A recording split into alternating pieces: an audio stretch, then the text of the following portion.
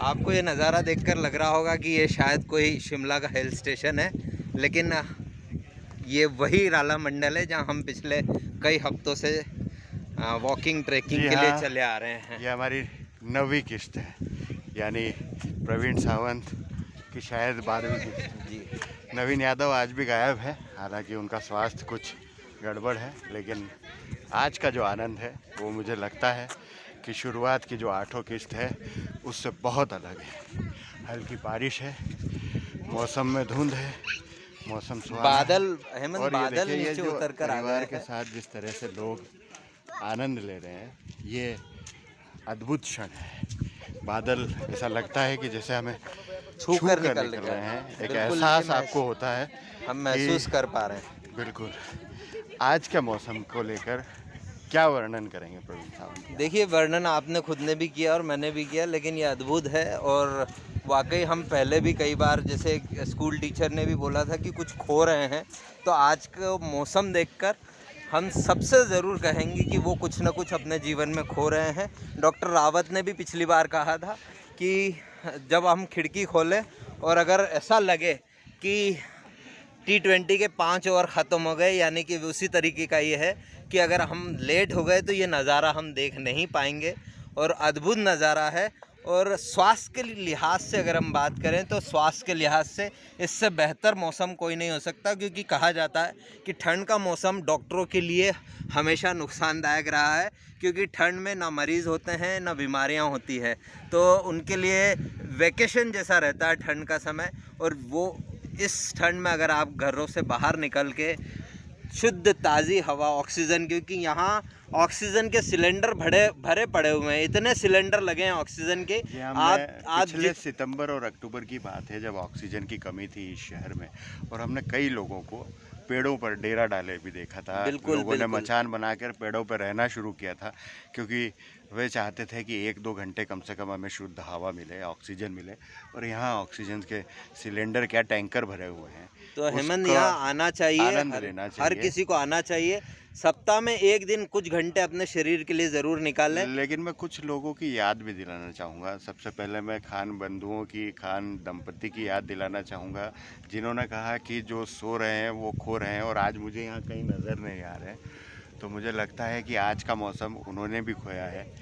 Doctor Malakar, जो कि अद्वितीय, अप्रतिम, अद्भुत, अविलक्षण, पता नहीं क्या क्या हिंदी शब्दों का डिक्शनरी के गजब गजब के शब्द लेके आते हुए पिछले 2 सप्ताह से गायब हैं। उन्हें पेनल्टी के रूप में लगातार 2 पोहार जलेबी की पार्टी यहाँ राला मंडल से नीचे उतरने के बाद देना होगी। डॉक्टर डोंगरे साहब भी हमें आज नदारद मिले, लेकिन मुझे लगता है रनिंग कि करते हुए वे गए ज़रूर यहाँ से। आएंगे, वो क्योंकि नहीं गए हेमंत, वो यहाँ से गए हैं। आपकी मुलाकात हुई। हाँ, दंपत्ति गए हैं यहाँ से। मैं चूंकि जंगल के रास्ते से ट्रैकिंग करता हुआ ऊपर आया तो प्रवीण सावंत जी को मिला। मैं माफ़ी चाहता हूँ डोंगरे साहब, क्योंकि आपको देखकर ही हम लोगों ने राला मंडल आना शुरू किया था। डॉक्टर अलकेश जैन साहब से भी पिछली बार मुलाकात हुई थी, वे भी लगातार यहाँ पर राला मंडल पर आते हैं, और उन्होंने तो कहा कि हफ्ते में कई बार वे 7 दिन तक लगातार भी आते हैं। डॉक्टर भारत रावत साहब से मुलाकात हुई, उन्होंने बहुत अच्छी अच्छी बातें हमें बताई कि वे एक पुस्तक ऐसी लिख रहे हैं जिसमें मरीजों से उन्होंने क्या सीखा उसका उल्लेख किया गया है। उन्होंने एक अपना क्या कहते हैं उसे, एक अद्भुत जो अनुभव था उसे भी बताया कि एक मरीज को वो फिल्म देखते देखते जाके और उन्होंने ऑपरेट किया और वापस आके दोबारा फिल्म को पूरी भी किया, और उस मरीज का नाम उन्होंने खिचड़ी रखा। उसे आज तक वे खिचड़ी ही कहते हैं, खिचड़ी दीदी कहते हैं, क्योंकि वो मूवी खिचड़ी मूवी देखने गए थे उस दौरान। तो राला मंडल यदि आप आते हैं तो आपको मौसम का जो आनंद मिलता है वो तो बहुत अलग है ही, लेकिन आपको ऐसे ऐसे लोग यहाँ मुलाकात करने को मिलते हैं जो शहर में एक अलग पहचान रखते हैं, अलग प्रतिभाएं हैं, और अलग तरीके से वे अपने स्वास्थ्य के प्रति कितने सजग रहते हैं। वे हमें जानने को मिलता है कि किस तरह से आप अपने स्वास्थ्य को बेहतर बना सकते हैं। कोई ज़रूरी नहीं कि आप राला मंडल ही आएँ, लेकिन अपने स्वास्थ्य को थोड़ा समय दें। ये जो बच्चा आपको दिखाई दे रहा है छोटा सा आगे के, वो 10 किलोमीटर प्रतिदिन दौड़ लेता है। और अभी राला मंडल में हम लोग जब आए थे तो हमें थकान हो गई थी, लेकिन ये बालक जो है वो दौड़ता हुआ ऊपर तक चढ़ा। प्रवीण सावंत जी भी हतप्रभ है उस बच्चे को देखकर। नहीं हेमंत, उसने पिछले दिनों 11 किलोमीटर की रनिंग की है और इतना अद्भुत प्रतिभा का धनी है बालक।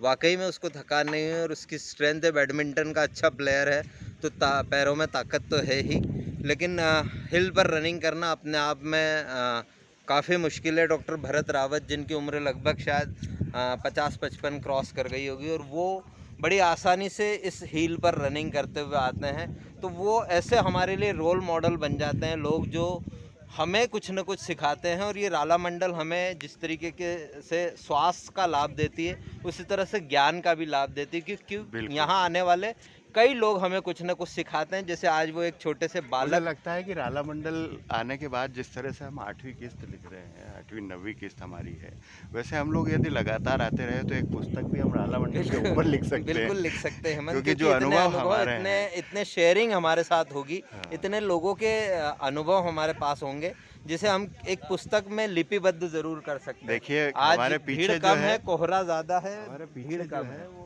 राला मंडल का शिकारागाह है, लेकिन मुझे लगता है कि आपको केवल धुंध नज़र आ रही होगी। राला मंडल का शिकारागाह टोटल ही धुंध के पीछे छुपा हुआ है। केवल हल्का सा आपको प्रतीक हो रहा होगा कि कहीं ना कहीं एक पीछे कोई शिकारागाह या कोई बिल्डिंग ज़रूर नज़र आ रही है। तो आज के लिए इतना ही। प्रवीण सावंत के साथ मैं हेमंत शर्मा 10वीं किस्त के साथ राला मंडल से आपके पास फिर हाजिर होंगे। तब तक के लिए हमें इजाज़त दीजिए। नमस्कार। ये देखिए प्रवीण सावंत जी की तरफ से धन्यवाद।